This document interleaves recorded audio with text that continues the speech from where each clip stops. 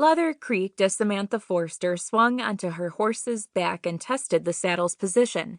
This was no time to make a mistake. Dawn's golden shimmer still hovered beyond the peaks of the Calico Mountains, and the two-story white ranch house stood silent, with only the kitchen light glowing, but Sam was ready to ride. Her bay mustang Ace flicked his black-edged ears forward. When she didn't urge him ahead, his ears slanted sideways then back. He snorted plumes of vapor into the September morning, just as eager to leave as Sam was. "Now?" Sam asked. She did her best to sound patient, though it wasn't like she hadn't ridden in pre-dawn darkness plenty of times before. But her stepmother Brianna stood barefoot on the front porch, making sure Sam didn't leave without permission. At 3:36 a.m., Sam had heard Tempest squeal. The filly was barely 3 months old, and she was Sam's baby. Eyes half open, Sam had lurched out of bed as if a fishing hook had lodged in the center of her chest, and her filly's cry was reeling her in. Sam had beaten Dad down the stairs, but his whiplash voice had stopped her before she reached the front door. "Samantha, you don't know what you're running into." Outside, Blaze, the ranch watchdog, had been barking. He hadn't sounded ferocious, just watchful, but Sam had known Dad wouldn't take her translation of dog talk as a guarantee of safety. "I'll look out the window first," she'd protested loudly. Too loudly, it turned out. Her voice kind of echoed off Dad, who'd come downstairs, too.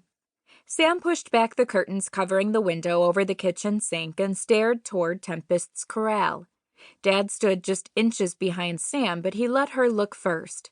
Wow, if she'd been an instant later or even blinked as she stared out the window, Sam wouldn't have caught that glimpse of waving paleness.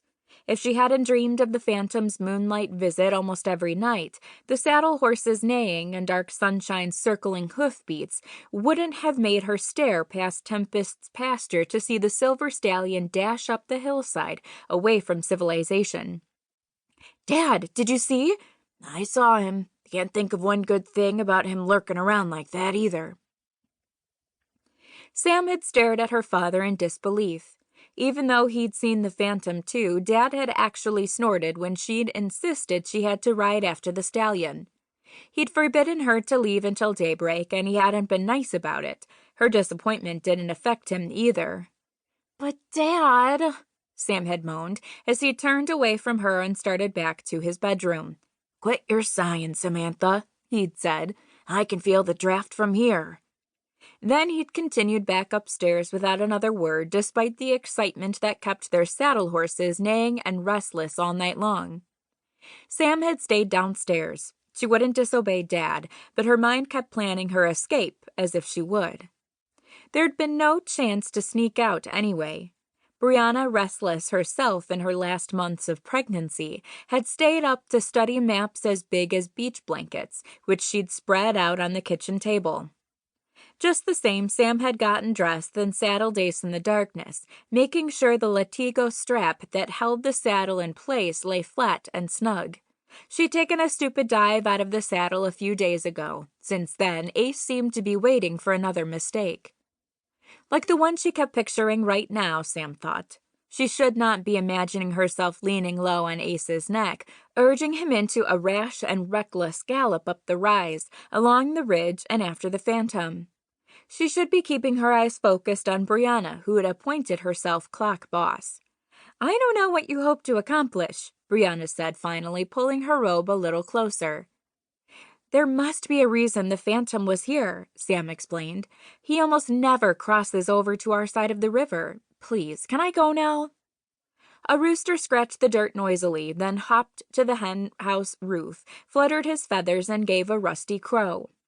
Sam looked pointedly toward the bird. Even the chickens knew it was time to get moving. "Okay," Brianna surrendered. "Be careful." "Always," Sam said. Despite Brianna's skeptical groan, Sam reined Ace, her bay mustang, away from the porch. She'd barely thought of shifting forward when the gelding set off across the ranch yard at a speedy jog that threatened to break into a lope if she'd allow it. "Not yet," Sam told her horse, and his smooth gait turned to a pouty, hammering trot.